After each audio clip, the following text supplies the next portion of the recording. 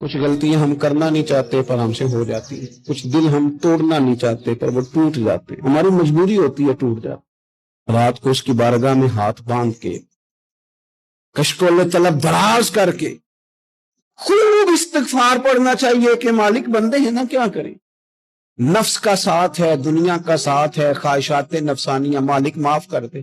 درد سے توبہ، رسم نہ ہو، کہانی نہ ہو، لفظ نہ ہو، جملے نہ ہو، اور جناب ایسے لوگوں کے بیچ بڑے ہاتھ باندھ کے اور بڑا کوئی ضرورت نہیں، آپ اکیلے اپنی چارپائی پہ بستر کے اندر منہ دے کے بھی درد سے کہیں گے نا معاف کر دے تو وہ تو مہربانی بڑا ہے۔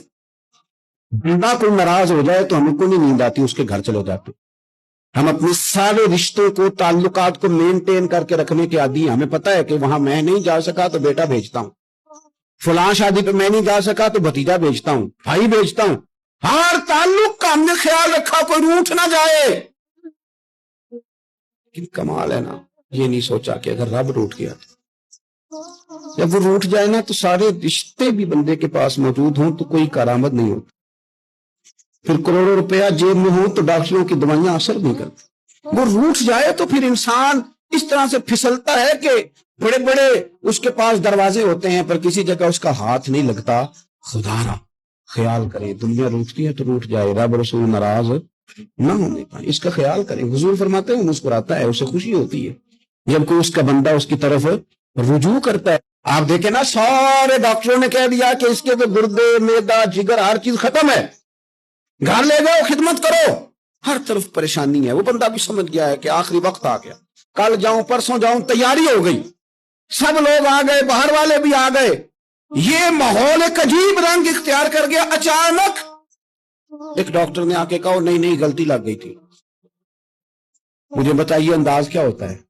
بغیر دعائی کے بندہ اٹھ کے کھڑا نہیں ہو جاتا، او میں تو بچ گیا ہوں۔ میرے نبی پاک صلی اللہ علیہ وسلم مثال دیتے ہیں، فرمایا ایک آدمی صحرا میں جا رہا، صحابہ سے حضور خطاب کر رہے ہیں، فرمایا ایک آدمی صحرا میں جا رہا تھا، اس نے اپنی اونٹنی پہ کھانا، پانی، پیسے، ہر چیز رکھی ہوئی تھی، صحرا تھا بہت بڑا، درمیان صحرا کے گیا تو تھوڑا سا سستانے کے لیے، آرام کرنے کے لیے اونٹنی سے نیچے اترا۔ اب اس نے اونٹنی کی لگام، اونٹنی کی نکیل اپنے سرہانے کے نیچے رکھی، ہاتھ کے ساتھ پکڑی اور سو گیا۔ تھوڑی ہی دیر کے بعد جب اس کی آنکھ کھلی تو دیکھا اونٹنی غائب ہے۔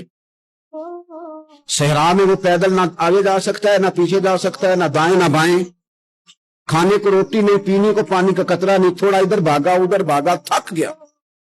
کریم محبوب فرماتے ہیں وہ پوری طرح نڈھال ہو گیا اور مایوس ہو گیا، معاذ اللہ، مایوس ہو کے دوبارہ اسی جگہ آ کے لیٹ گیا جہاں پہلے لیٹا تھا، انتظار کرنے لگا کہ اب موت ہی آئے گی، آخری وقت ہے، نہ میں پیدل یہ صحرا کراس کر سکتا ہوں، نہ پیچھے جا سکتا ہوں، نہ کھانا ہے نہ پانی ہے، سوائے موت کے کوئی سہارا نہیں۔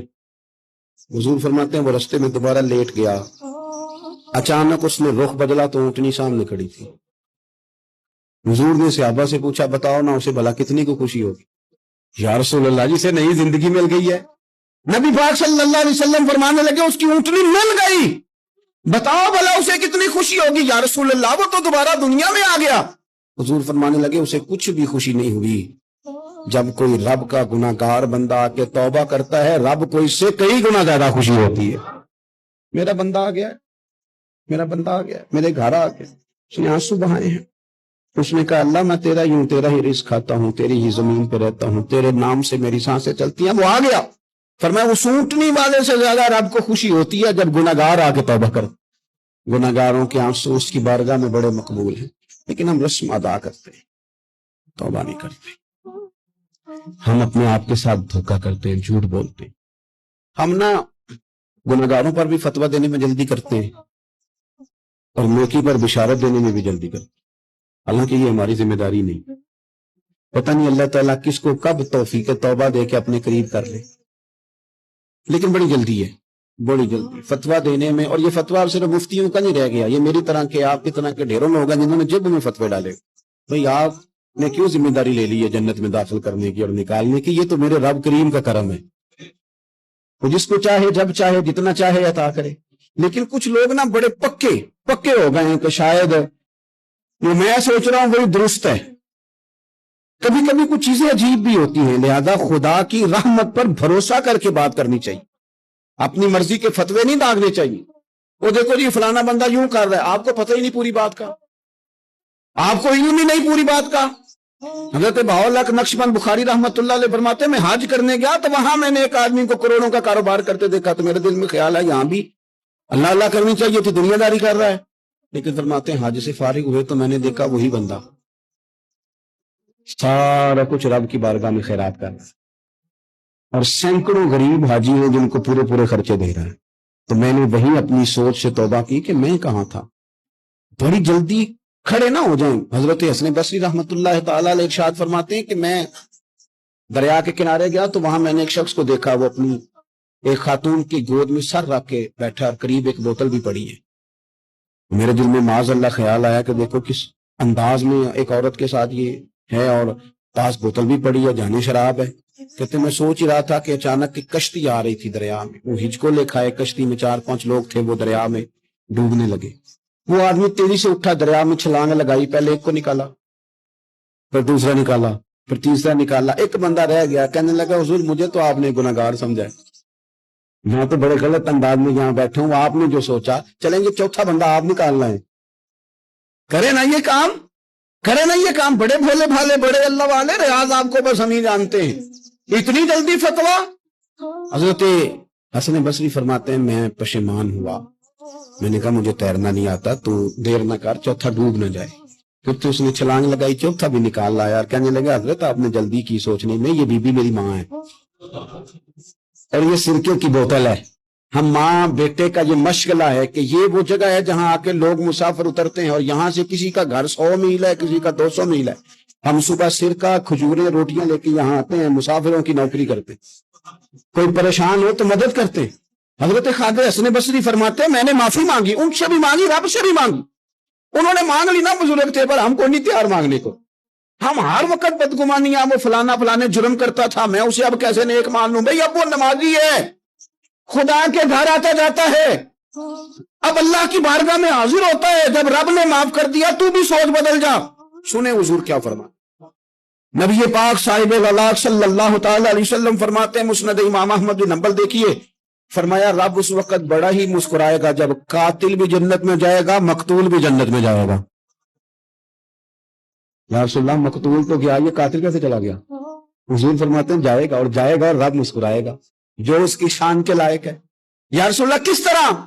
تو نبی پاک صلی اللہ علیہ وسلم فرمانے لگے اس نے ایک مومن کو قتل کیا تھا، وہ شہید ہو کے جنت میں چلا گیا، اب اللہ نے بعد میں اسے توبہ کی توفیق دے دی، پہلے اس نے کلمہ پڑھا، پھر یہ میدان میں اترا، کافروں سے لڑا، یہ شہید ہوا، رب نے اسے بھی جنت دے دی۔ قاتل بھی جنت میں، مقتول بھی جنت میں، اور بات اتنی انوکھی ہے کہ رب دیکھ کے مسکرا رہا ہے، جو اس کی شان کے لائق ہے۔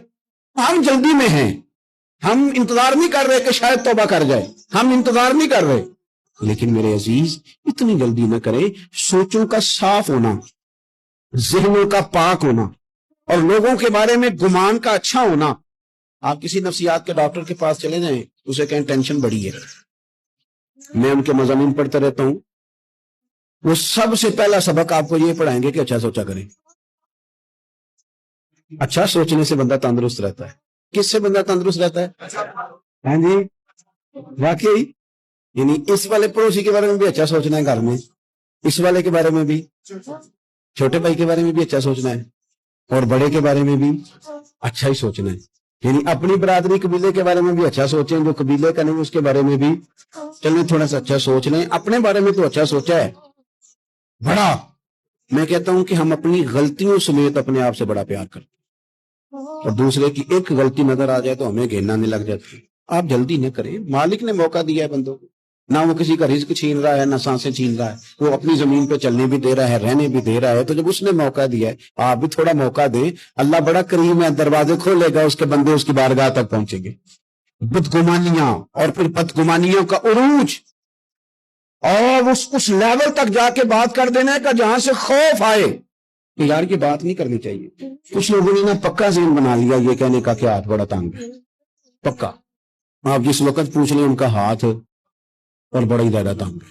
آپ یقین کریں، بہن کا جو خامند ہے وہ کہہ رہا ہے جا حصہ لے کے آ، تیرے بھائیوں کی کمائی تو نہیں، تیرے ابا کی ہے، لے کے آ۔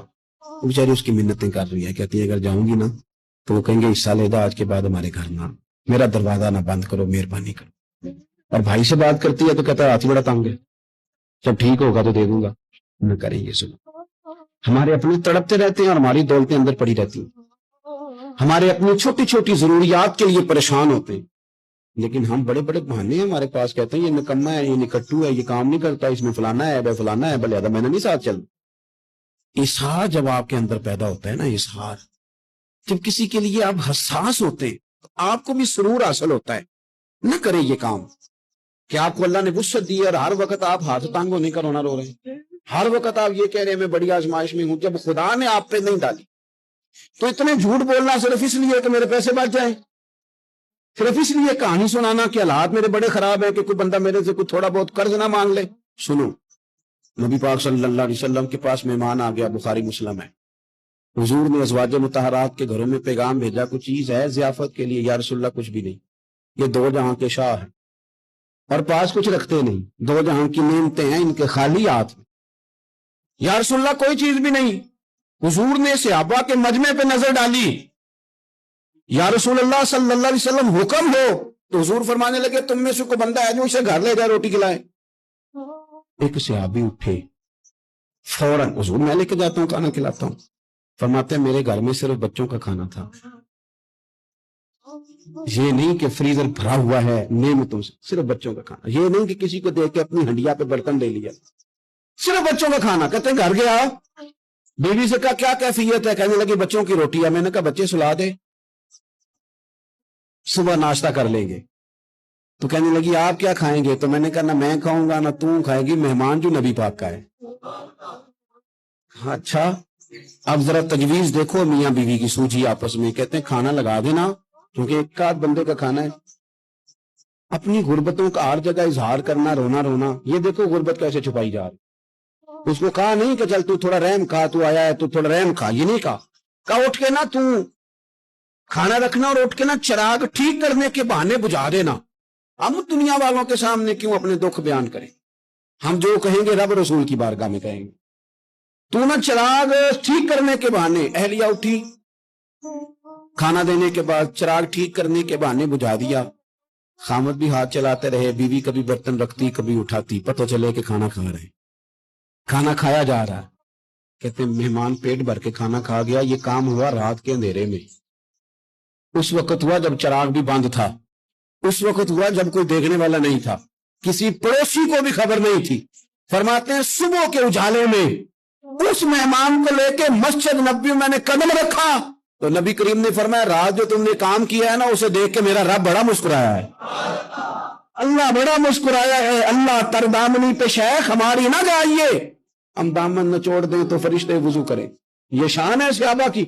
नबी करीम अलैहिस्सलाम ने फरमाया रब रात मुस्कुराया तेरा ये अंदाज देख के, और उसने कुरान नाजिल किया वयुसिरूना अला अनफुसिहिम वलौ काना बिहिम खसासा। कुछ लोग वो हैं जिन्हें बड़ी भी जरूरत हो तो दूसरों पर इशार कर देते, कुर्बानी दे देते हैं। रब मुस्कुराया है, अंदर पैसे रखे हुए हैं, अंदर पैसे रखे हुए हैं, और बहन आके मिन्नत कर रही है कि भाई हालात बड़े खराब हैं, थोड़ी सी मेहरबानी कर। तो कहते हैं बहन पर्दा ही है बस, कैसे बताऊं तुझे हालात, तुझे क्या बताऊं काम कितनी मुश्किल से चलता है, ये पर्दा ही है बस।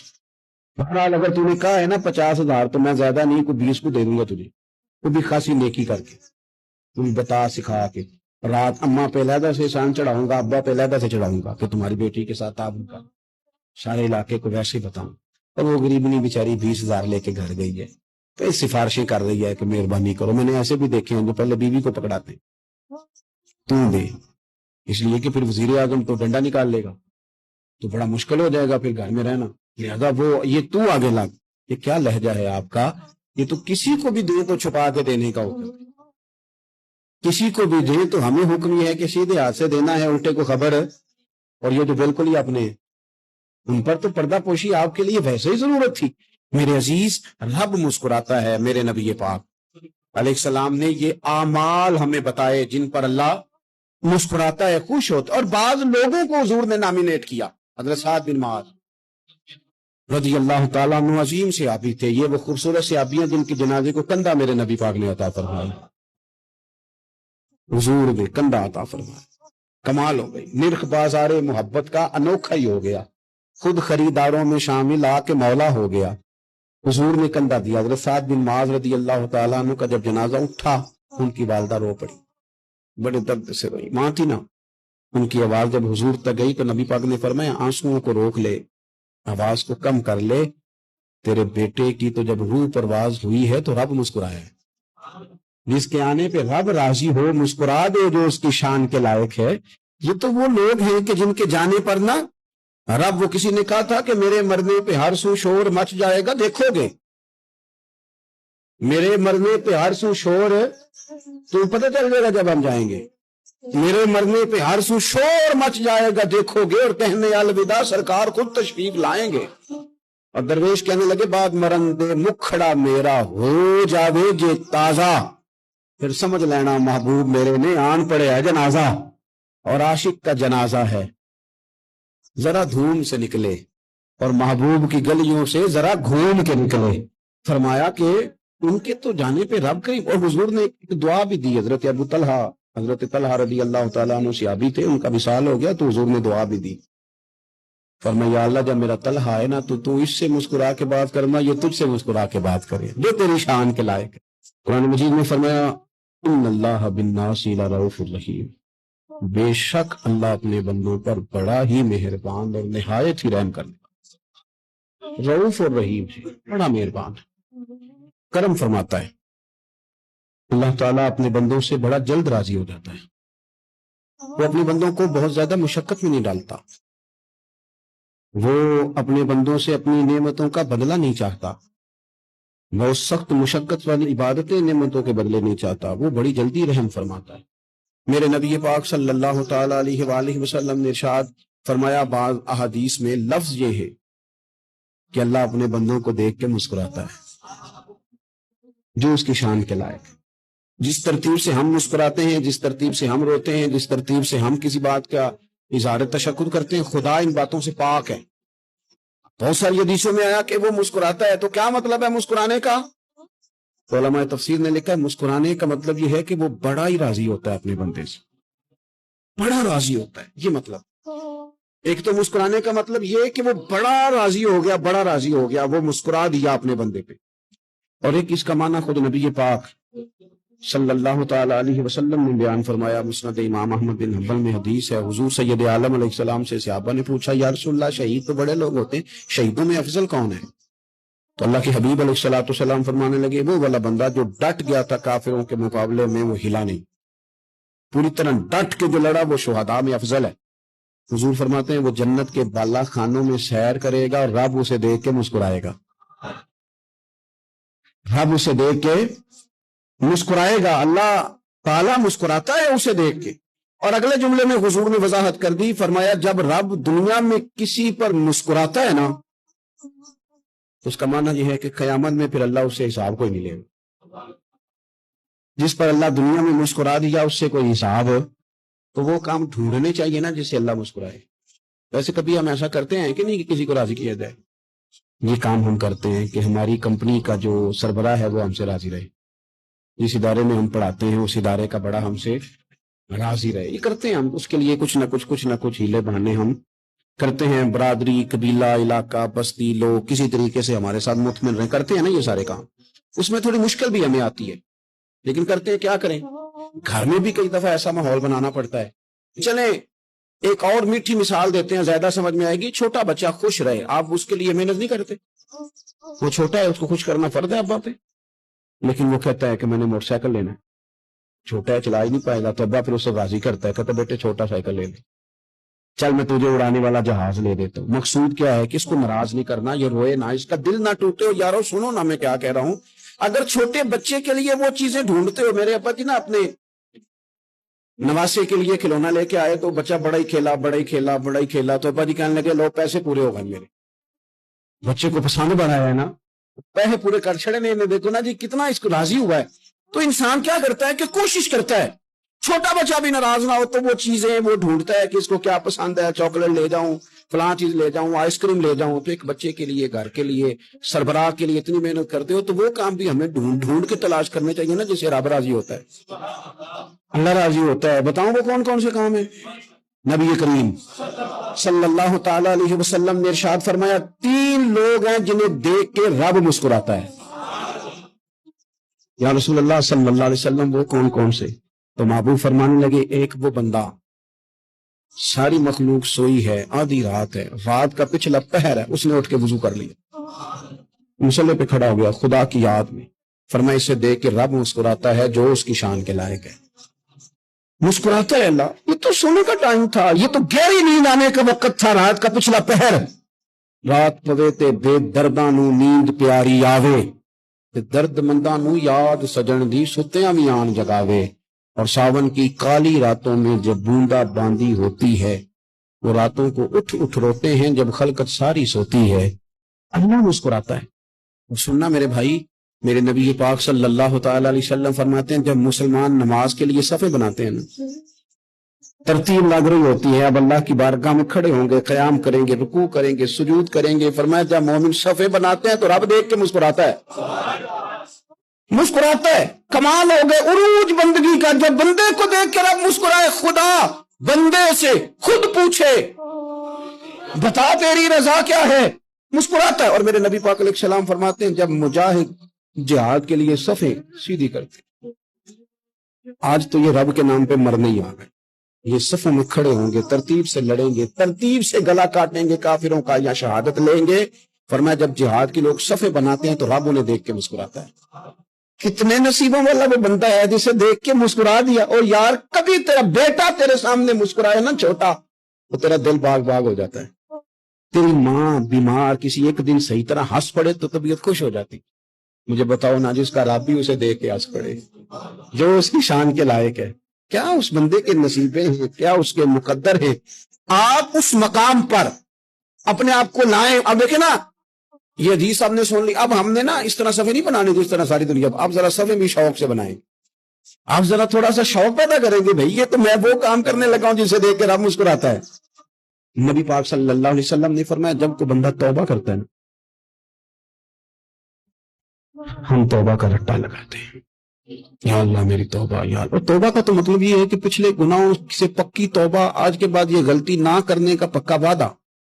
تو نے ساری شب برات رو کے گزاری ہے، بتا سویرے جھوٹ جوڑنے کا ارادہ ہے تیرا؟ آج کے بعد رشوت تو نہیں نہ لے گا، ملاوٹ تو نہیں نہ کرے گا، یہ توبہ ہے. اور اگر سارے کام اسی طرح کرنے ہیں تو پھر یہ توبہ کا رٹا ہے، جتنا مرضی لگاؤ. حضرت علی بن ربیعہ رضی اللہ تعالیٰ عنہ فرماتے ہیں میں مولا علی کے ساتھ تھا، مقام حرہ کی طرف جا رہے تھے، حضرت علی نے ہاتھ اٹھا کے دعا مانگی ہماری تعلیم کے لیے. ورنہ حضرت علی ہم صحابہ کو محفوظ عن الخطا تو مانتے ہیں نا. ہاتھ اٹھا کے کہا اے اللہ ہمارے گناہ بخش دے، تیرے علاوہ کوئی معاف کرنے والا نہیں. اور پھر حضرت علی آسمان کی طرف دیکھا اور دیکھ کے نا حضرت علی بن ربیعہ کو تو مسکرائے.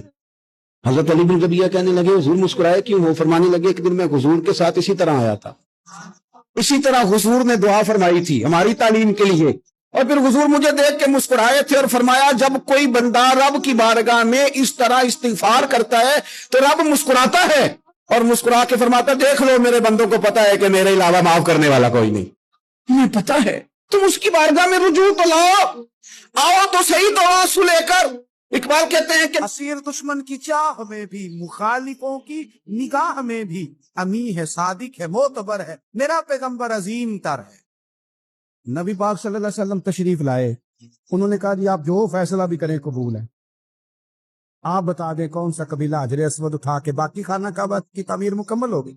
حجر اسود کون سا قبیلہ لگائے، پہلے طے کر لیا تھا جو حضور فیصلہ کریں گے سب کو قبول ہوگا. اب اگر حضور ایک کے حق میں فیصلہ کر دیتے تو تیار تھے نا باقی قبول کر دی.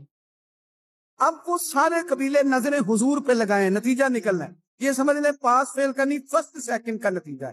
کس کو شہادت ملتی؟ یہ شہادت بزور بازو نیز کس کو ملتی ہے؟ قربان جاؤں حضور کی حکمت پر، نبی پاک کے تدبر پر. اب ایک کو بھی اگر حضور کہتے تو لگا دے تو باقی وعدہ کر چکے تھے مانیں گے. پر یار پریشانی تو ہوتی ہے نا کہ ہم سیکنڈ آ گئے، تھرڈ آ گئے. اب یہ سب چاہ رہے تھے شہادت لینا، تو رسول پاک نے نا چادر بچھائی، حجر اسود اٹھا کے رکھا، فرمایا لڑو نا، سارے یہ ایک ایک کونے سے چادر پکڑ لو. قربان جائیں سب نے اٹھا لیا اور اٹھا کے جگہ لے آئے جہاں نصب کرنا تھا. حضور نے اپنے دست مبارک سے پکڑا، وہاں لگا دیا. اب کوئی سب سے پوچھتا نا کس نے لگایا ہے تو سب یہی سمجھتے تھے ہم نہیں لگایا، اور آخری فیصلہ یہ تھا ہم سب نہیں لگایا ہے۔ یہ حکمت ہے رسول پاک کی، تیرے آگے ہے یوں تبے لچے فصحا عرب کے بڑے بڑے، کوئی جان منہ میں زبان نہیں بلکہ جسم میں جان نہیں۔ نبی پاک علیہ السلام نے فرمایا جو نماز تم اپنے گھر کے اندر پڑھو گے ایک نماز کا اللہ تمہیں ثواب دے گا، جماعت کے ساتھ پڑھو گے تو 27 نمازوں کا ثواب، لیکن فرمایا وہی نماز اگر تم میری مسجد نبی میں آ کے پڑھو گے تو اللہ 50,000 نمازوں کا ثواب عطا کرے گا، 50,000 نمازوں کا۔ اور مدینے والے حبیب فرمانے لگے وہی نماز اگر تم نے بیت اللہ میں آ کے پڑھی تو نماز ایک ہوگی، لیکن رب تمہیں 1,00,000 نماز کا ثواب عطا فرمائے۔ اب یہ فضیلت حضور نے بیان کی، فضیلت دیکھیں، اللہ تعالیٰ کی رحمتیں ہر جگہ برستی، یہاں کب برسیں گی ہمیں کوئی پتہ نہیں، تقریر کے وقت، خطبے کے وقت، نماز کے وقت، دعا کب برسیں گی نہیں پتہ، لیکن خانہ کعبہ کا جو معاملہ ہے اور وہاں جو رحمت کا معاملہ ہے، ملا رومی فرماتے ہیں کہ خدا کی رحمت اگر تجھے اتنی مل جائے نا قطرے کے برابر بھی، تو سمجھ لے تیری دنیا بھی بن گئی اور تیری آخرت بھی بن گئی۔ اب میرے نبی پاک علیہ السلام کی حدیث سنیں، حضور فرماتے ہیں روزانہ بیت اللہ شریف پر اللہ کی 120 رحمتوں کا نزول ہوتا ہے۔ یا رسول اللہ کس وقت ہوتا ہے؟ فجر کے وقت، ظہر کے وقت، عصر کے وقت، طواف کے وقت، نماز کے وقت، کب؟ تو حضور نے طے کر کے بتایا، فرمایا 120 رحمتیں اللہ خانہ کعبہ پہ نازل فرماتے ہیں۔ یا رسول اللہ کب؟ فرمایا 60 رحمتیں تو ان پہ برستی ہیں جو بیت اللہ کا طواف کرتے، اور فرمایا 40 رحمتیں اس پر برستی ہیں جو حرم شریف میں نماز پڑھتا ہے، اور حضور فرماتے ہیں کچھ بھی نہ کرے بس بیٹھ کے کعبے کی زیارت ہی کرتا رہے، 20 رحمتیں تو اللہ اسے بھی عطا فرما دے۔ کتنی مقدس جگہ ہے، وہاں جانے کا ذوق، وہاں جانے کی تڑپ، وہاں جانے کا شوق۔ ان لوگوں سے تھوڑا سا شکوہ ہے جو کہتے ہیں جی میں نے جی بڑی راج کے زیارت کر لیا، بس راج گئے، ختم ہو گئی بات۔ سنو، نبی پاک علیہ السلام نے 53 سال حیات ظاہرہ کے وہاں گزارے، 53 سال، لیکن جناب صدیق اکبر رضی اللہ تعالیٰ عنہ فرماتے ہیں قربان جاؤں، جس رات میرے کریم محبوب علیہ السلام ہجرت کی رات مکہ مکرمہ سے نکل رہے تھے تو حضور پلٹ پلٹ کے بیت اللہ کو دیکھ، حضور پلٹ پلٹ کے دیکھتے تھے، اور پھر میرے محبوب کریم علیہ السلام نے پلٹ کے کعبے کی طرف دیکھ کے فرمایا بیت اللہ تو مجھے بڑا ہی پیارا ہے، تو مجھے بڑا ہی پیارا ہے، اے شہر مکہ تو مجھے بڑا ہی پیارا ہے۔ فرمایا اگر میری قوم مجھے پریشان نہ کرتی میں تجھے کبھی چھوڑ کے نہ جاتا۔ 53 سال رہنے کے باوجود بھی حضور کا بیت اللہ سے پیار، نبی پاک کی اس شہر کے ساتھ وابستگی، وہ دلچسپی، وہ ذوق، وہ شوق، وہ کیفیات، کیوں مان پڑتے جا رہے ہیں ہمارے جذبے؟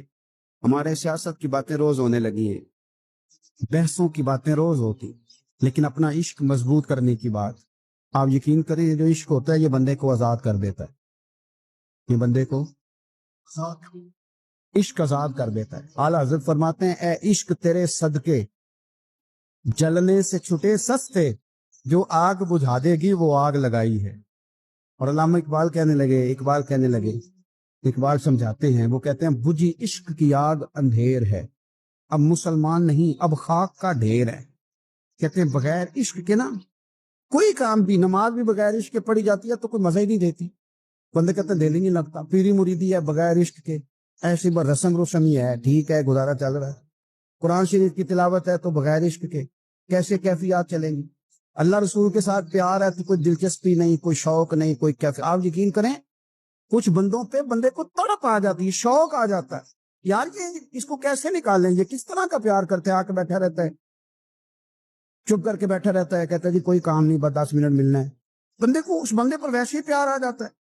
کچھ ایسے سنگی ہوتے ہیں جو آستانوں پہ 10 چکر لگا کے آتے، شکوہ نہیں کرتے کہ میں 100 دفعہ بھی آیا ہوں فلانے حضرت ملے نہیں، وہ وارفتگی ہے، وہ شوق ہے ہمارا۔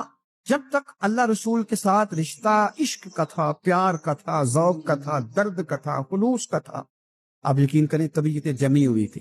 نبی پاک نے نا ہمیں تکلیف میں رہ کے پیار کرنے کا درس دیا۔ بخاری مسلم میں حدیث ہے، حضور اپنے مدینے کی شان بیان کرنے لگے، حضور فرمانے لگے، محبوب فرماتے ہیں یمن فتح ہوگا تو وہاں کھیت اچھے ہوں گے، کھلیان اچھے ہوں گے، کاروبار اچھے ہوں گے، تو کچھ لوگ مدینے والے وہاں جا کے رہنے لگ جائیں گے، آباد ہو جائیں گے، لیکن حضور فرماتے المدینہ تو خیر لہم لو کانوا یعلمون، بات کو سمجھنا. فرمایا کہ وہاں کھیت کھلیان اچھے ہیں، ان کا کاروبار وہاں زیادہ چلے گا، لیکن رسول کریم نے فرمایا مدینہ ہی ان کے لیے بہتر تھا، کاش وہ اس بات کو جان لے. فرمایا پھر عراق فتح ہوگا تو وہاں بھی کچھ لوگ چلے جائیں گے، کاروبار ان کا اچھا چل جائے گا، وہاں رہنے لگیں گے، لیکن فرمایا مدینہ تو خیر لہم لو کانوا یعلمون، فرمایا مدینہ ہی ان کے لیے بہتر تھا، کاش وہ سمجھ لیتے.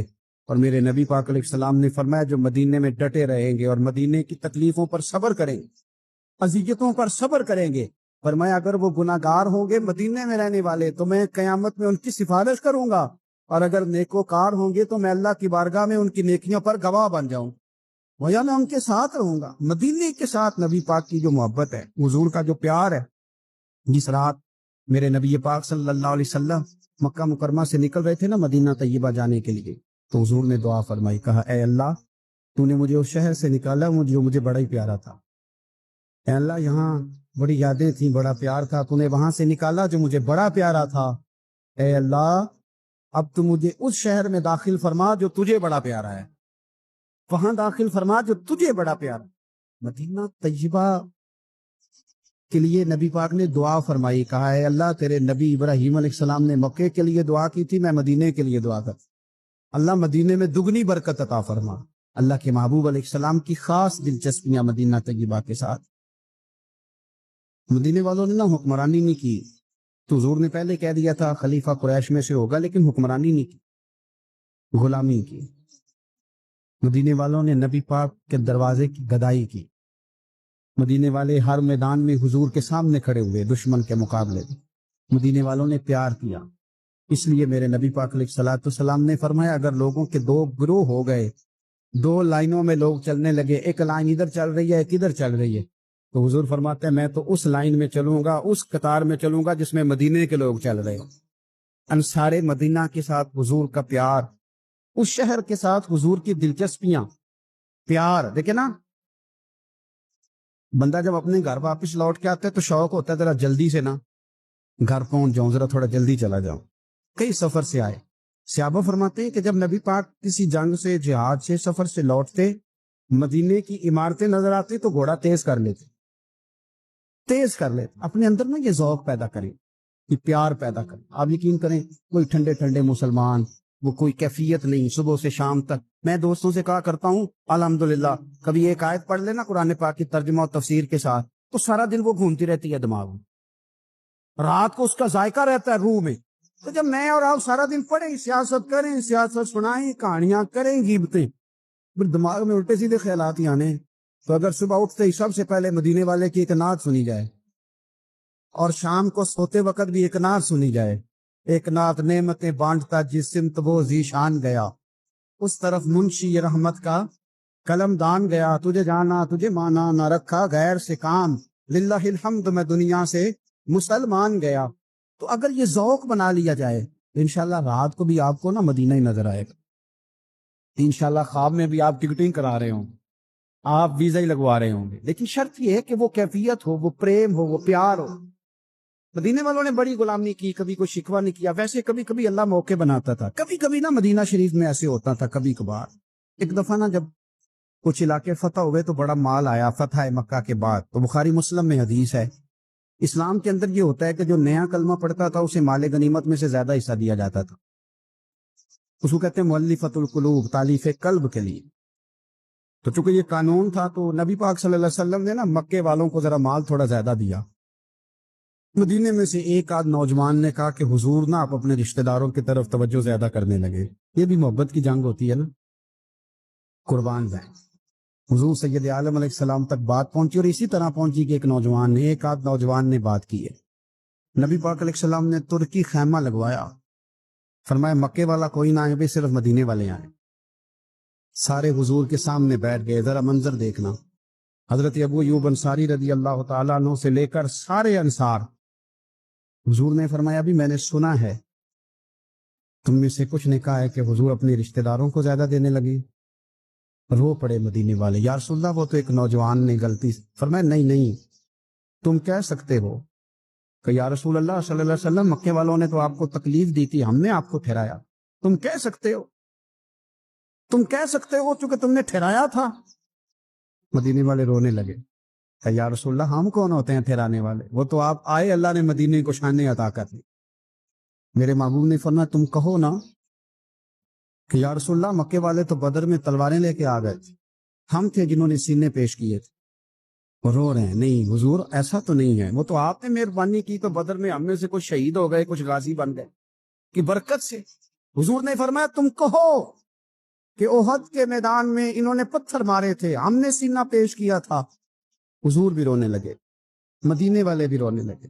نبی کریم نے فرمایا تم کہو کہ جانے ہم نے قربان کی، تم کہو کہ حضور قربانیاں ہم نے دی، کہہ سکتے ہو تم نے دی ہیں، ہمارا حق بنتا ہے کہو۔ اور جب رو رو کے بے حال ہو گئے تو سرکار بھی روئے، کھل کے روئے، پھر آنسو پونچھے اور کریم رسول فرمانے لگے وہ بھولے مدینے والوں، کیا تم یہ نہیں پسند کرتے کہ لوگ جب اپنے گھروں میں جائیں تو بھیڑ بکریاں لے کے جائیں، اور جب مدینے والے اپنے گھر جائیں تو اللہ کے رسول کو ساتھ لے کے جائیں؟ تم یہ نہیں پسند کرتے کہ تمہارے ساتھ میں جاؤں؟ یہ نہیں تمہارا شوق؟ دیکھو کسی کے حصے میں کچھ آیا، کسی کے حصے میں کچھ آیا، کسی کے حصے میں کچھ